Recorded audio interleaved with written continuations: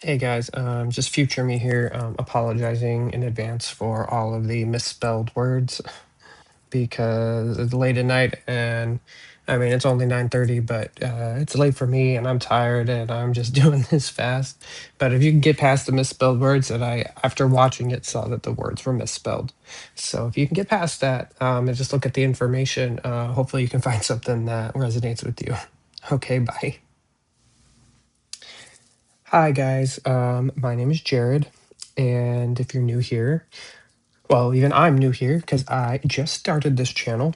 Um, I've realized that I have a certain understanding of things, and when I share that with people, they're always like, "Oh my gosh, I never understood it that way," or "Wow, you have a really good way of like explaining things." And I realized that it was spirit helping me understand these topics. So I just started this channel today, and I've already posted two other videos. I will try to link them down below. Talks about energy and how it relates to how your world is manifested around you, and I think it's really neat, really interesting. And I've shared it with a couple people, and I've gotten really, really good feedback on it. So if you guys want to check those out, they are on my channel, and I think it'd be super exciting. I was about to go to bed, and Spirit just kept bugging me about this video, and I already had inspiration to start this, um, and I just never did. And so I was like, fine, while going taut, I will just create this video. So we're going to talk about generational karma, and hopefully my Apple Pencil doesn't die here. It's like at 20% GNE or ATIONA, if that's even spelled right. Karma. Okay. So, first, I would also like to preface that there are many different viewpoints on things, as I'm finding out, and that is so exciting. And I'm going to share with you my, I call it my famous can of beans analogy. So, and this is just going to be really quick. So, you have a can of beans here, right? And it's a cylinder. And if you shine like a little flashlight on it, right? The shadow on this side is going to be like a rectangle, right? Or like a square. And the shadow on this side is going to be a circle. And that's all cool and fine, but why does that matter? Well, these are two opposite shapes, right? A circle and a square or a rectangle, like they are the most like opposite shapes, the opposite can be. But they both equally represent the same thing, which is the can of beans. So the same truth, when viewed from one angle, can be completely opposite to the same truth viewed from a completely different angle, but they're both valid.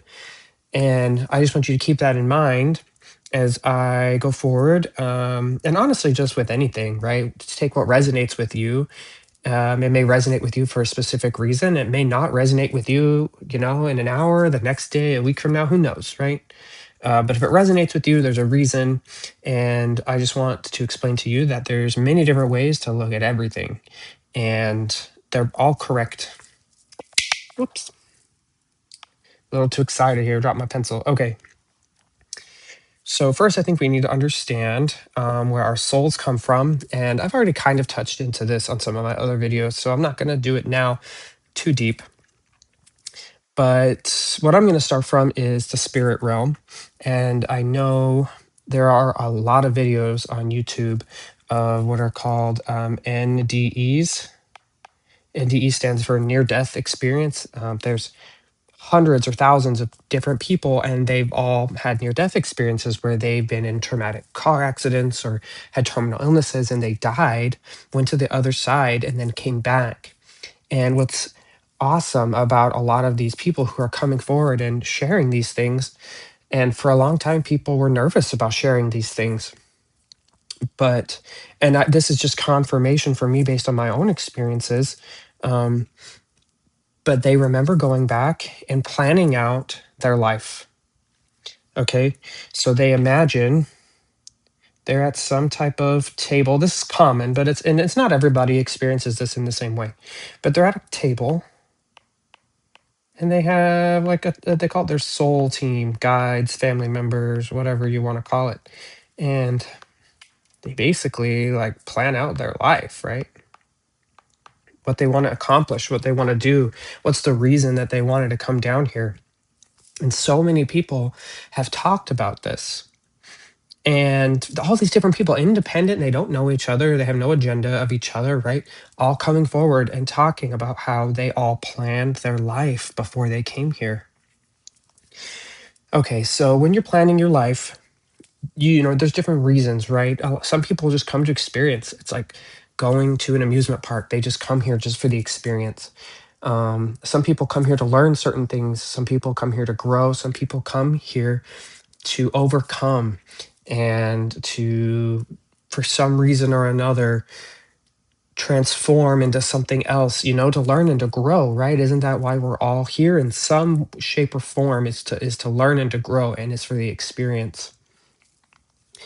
And a part of that is choosing what obstacles you're going to have when you're here. And a lot of those obstacles are going to start from birth, right? They're going to start from how you're born, like what family you go into, what kind of problems, right, that family has. And again, you chose that. So we all kind of talked about, or I've talked about before in some other videos, how each person emits frequency and how the universe is basically a giant mirror that then bounces that same signal back to you, creating your reality. Okay.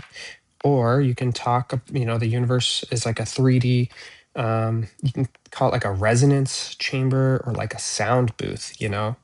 There's little old you, you're emitting this signal, and the universe, which is this box, is going to bounce that signal back to you and is going to manifest your reality, right? And what people need to know is that your reality isn't manifest so much about what you say, right? It's about who you are, right? That comprises all of your vibrational signature. So, as people,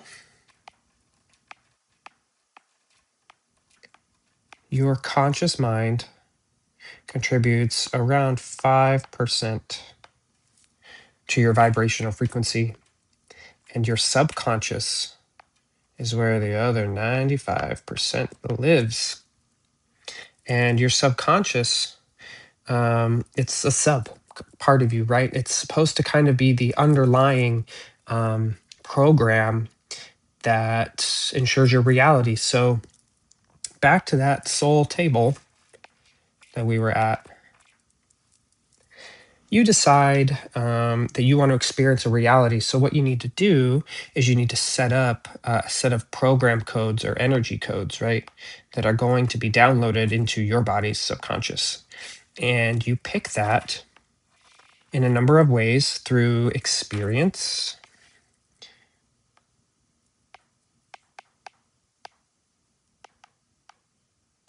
what you're going to experience in life, particularly while you're younger, and by your family or your lineage. Okay.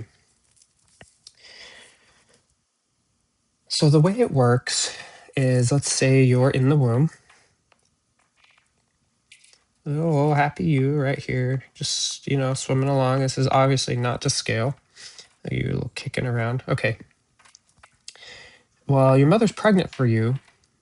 The environment around her, and this can be from group consciousnesses that she's in, right? Collectives. It also has to do with like fears or like violence, right? That everything around your mom while she's pregnant with you is emitting vibrational frequency. And you, as a little baby inside the womb, you know, you don't have any senses, right? All you can do is sense energy, which everybody can. Some people's brains just tune that out. and that's for their own experience, right? For their whatever reason, their soul chose to do it that way. And what happens is these vibrational waves, if it's like fear or anger, can, and it can be anything, right? But they can imprint on you into your subconscious. It's like a sponge. And your mother's subconscious, full of her own fears and worries and doubts and beliefs, right? They're also going to come in. They're also going to imprint on you. Okay. And what happens when stuff is stored in your subconscious, if it's stored long enough, it'll actually imprint on your DNA. Science hasn't caught up to this yet, but they probably will soon. This has been talked about through several people through channeling. You can probably research this on your own. But there's different genes, right? And scientists talk all the time about different genes, right? That have potential. That's how you spell potential. It's late at night, so late for me. It's 9 o'clock. I'm usually in bed by now, but potential, right? They can be, turned on or off. And what turns them on or off is the energy that they are subject to. So certain genetics things, fears, stuff like that, will turn these genes on and off. And it's an evolutionary thing. So if you think about the human race, right? We were designed to be self-sustaining. And this is going to be my like Earth or whatever, okay? And to ensure survival, let's say we grew up at a time in who knows when, like the Middle Ages, and food was scarce. Things were, it's hard. It's hard here. We don't have food. We don't have shelter even, right? Or even before then, right? When we were hunted by animals, right? You don't, there could be a number of fears and things that they had to grow up with, right? And those fears and those energetic patterns, which is a more correct term, are saved, right? And they're saved into the DNA. And so what happens is those things then get passed on through generations. One generation to the next, and so on and so forth. And what this does is whatever worked for this one, because they had these fears about, saving food, being anxious, on the lookout, right? This constant like adrenaline, right? That all worked for this person. So those genes are going to continue with the same energetic imprints, right? The DNA is going to get passed down.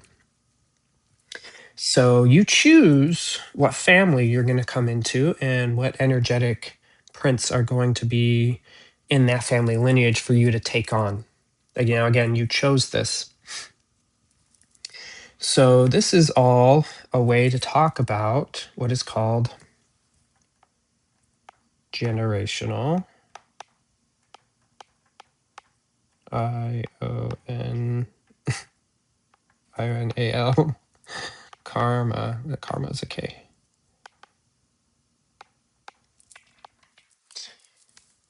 So basically, and there's been studies, right, where people have been adopted and then they move away or they never even met their parents and they're raised by other people who are completely different from them and have a different lifestyle.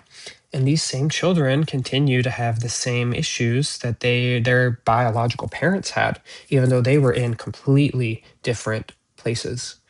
Never even knew their parents, right? They weren't raised by them, weren't raised around the same conditions. So you have to wonder, well, why is that? And it's because the energies, right, that were saved, the fear, the anger, the scarcity, the lack, right? All of these things were imprinted on the DNA and it just continues, right, as it goes along. So let's say little old you Actually, we're going to do a little bigger you, bigger version.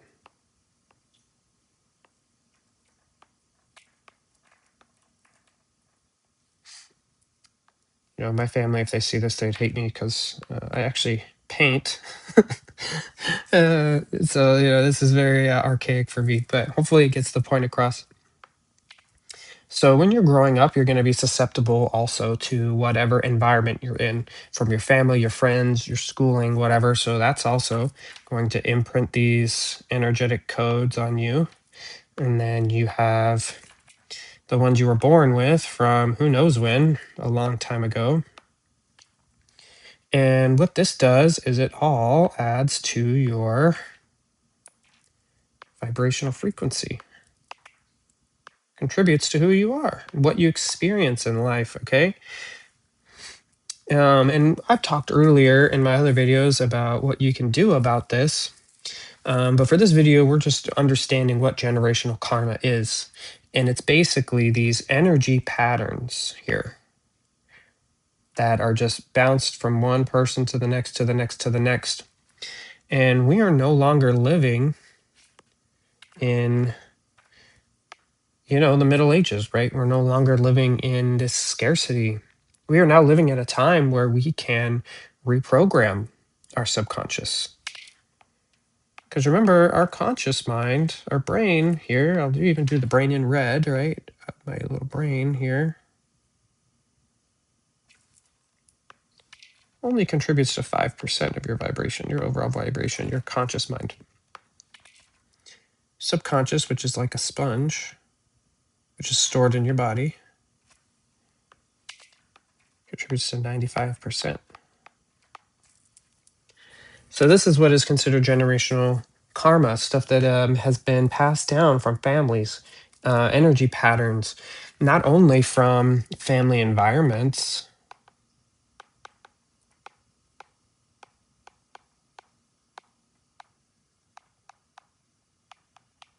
but also from family genetics.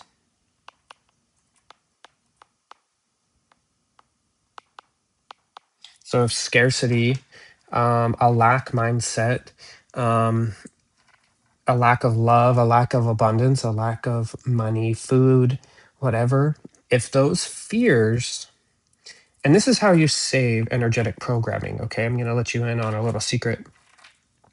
The best way to solidify and add stuff to your subconscious is by adding emotion.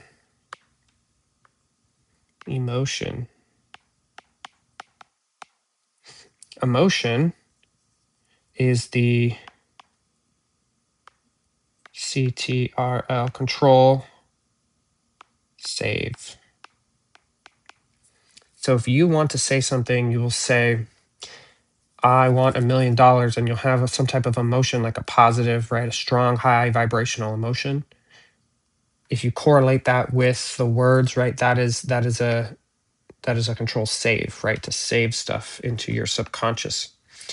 And I've talked about this in other videos, but the reason why you maybe not be getting these things after like adding stuff into your subconscious or doing the subliminal programming is because you still have all those other codes in you, right? You're basically sending out a mixed signal we talked about, right? With the different colors in it.